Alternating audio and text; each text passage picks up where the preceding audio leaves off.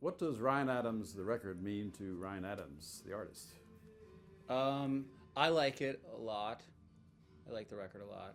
Um, I think that, unlike other albums that I've made, it's a different listening experience for me since I produced the record.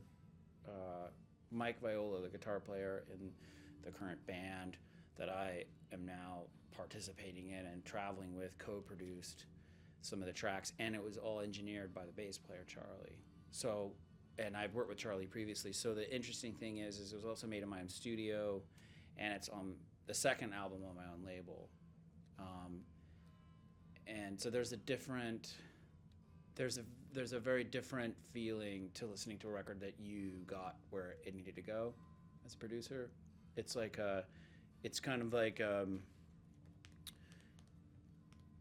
I imagine it's like you have like for a painter, maybe like Bob Ross, when he knows he's going to make this mountain, he knows there's going to be trees there, and although there's happy accidents along the way, he pretty much knows how he's going to develop it and has a plan from the beginning.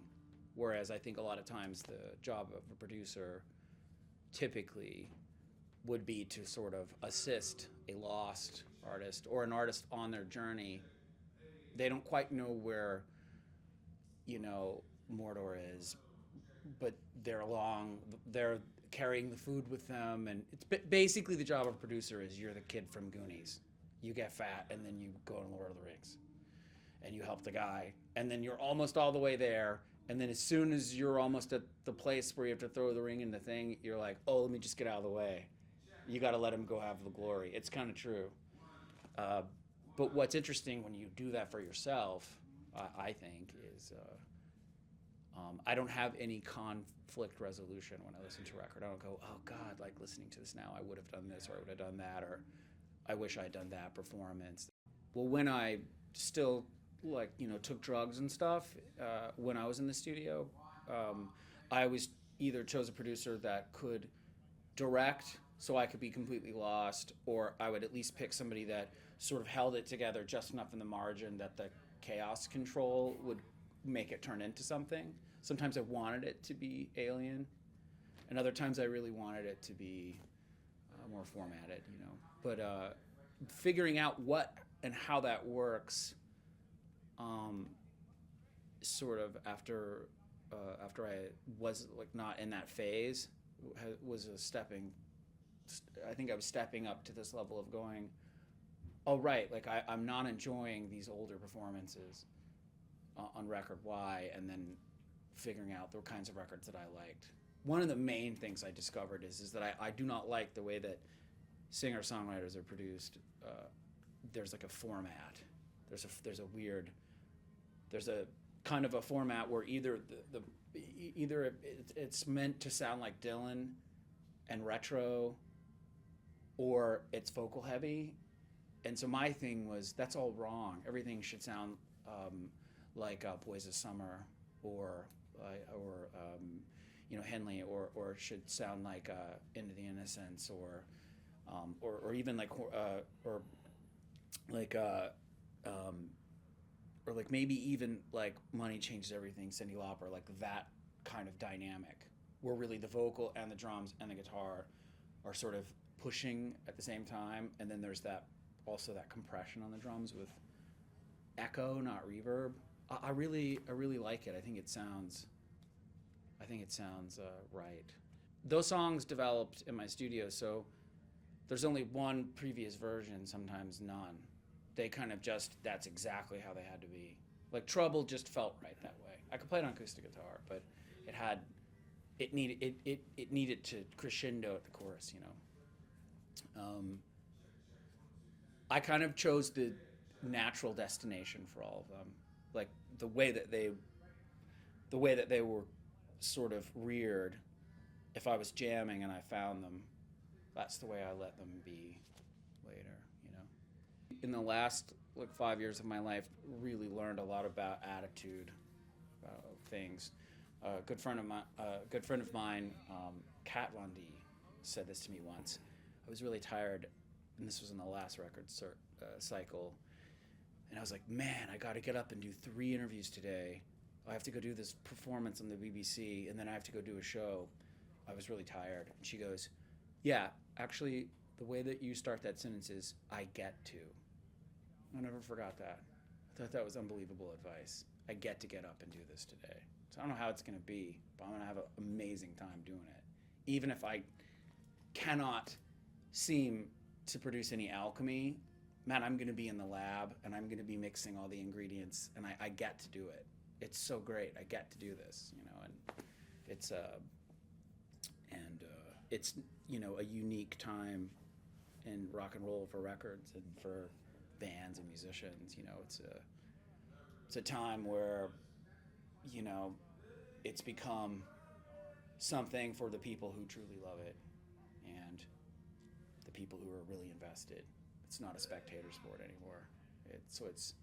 I try to look at it that way. I try to look at it as like, I get to do this. We're still here. We're still making records. People are still buying them, even if it's in a diminished time. I'm here for the duration. You've been spending a lot of your time producing other people's music, Jenny Lewis, Liz Phair, among others. So is that something that you're doing more of and would like to do more of and enjoy doing?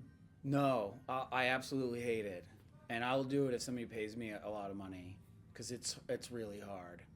And these days, the way that I do it is there's no computers. It's on a Studer A800 24-track tape machine, and I have a 1974 2488 API and a live room. So if you can't do your job and you're not doing your job, you're not inspiring me or yourself, and you're at my studio, there's a problem, and I can tell. A lot of times I'll have to have these conversations ahead of time and be like, can you do what you want to do? Do you? It's like my philosophy doesn't work for some people.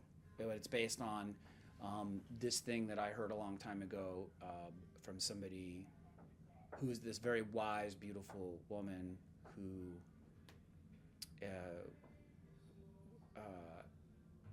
is somebody, I'm not in AA. This is somebody that's in AA and survived a lot of crazy stuff. Somebody that people go and talk to, or just a friend of mine that's just really deep. And I remember one day we were talking about life, and she said, you're enough as you are right now in this moment. That's the thing that people have trouble with.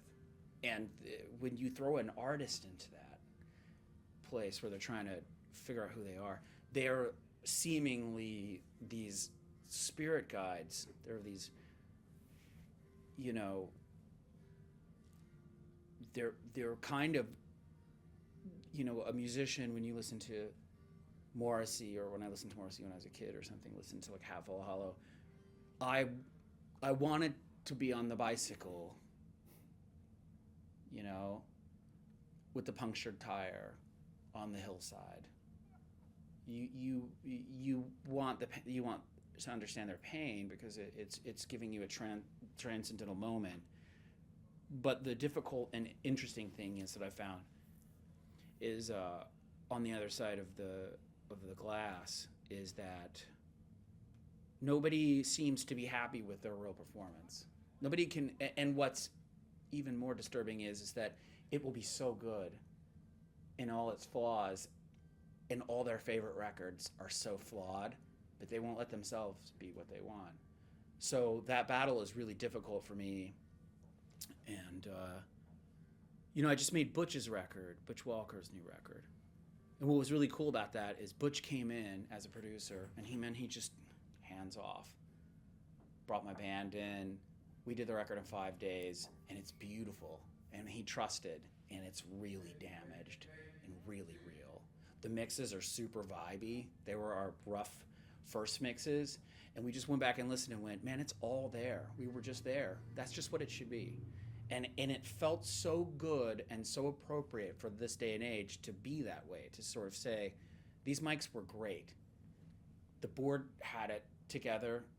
There's no op amps bursting in the middle of the performance, thank God, and the tape machine is running great. And we were connected. That's the truth. That's what really happened.